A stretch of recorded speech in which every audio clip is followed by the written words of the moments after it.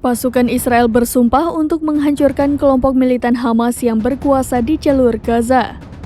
Target utama mereka adalah membunuh para petinggi dan komandan Hamas.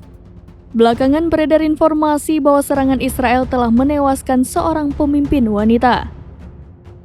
Radio Hamas telah mengonfirmasi kematian Jamila Abdallah Taha Al-Shanti pada Rabu 18 Oktober.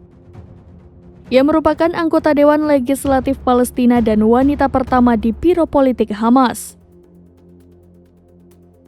Shanti menikah dengan salah satu pendiri Hamas, Abdel Aziz Al-Rantisi. Namun ia menjadi janda setelah suaminya dibunuh oleh serangan udara Israel pada 2004.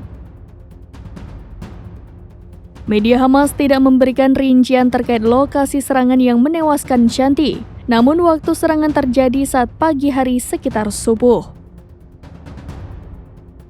Sebelumnya, Komandan Kompi Pasukan Elit Nukba Al-Qadi juga terbunuh. Israel menuduh Al-Qadi sebagai dalang di balik penembakan warga Yahudi hingga tewas pada 7 Oktober.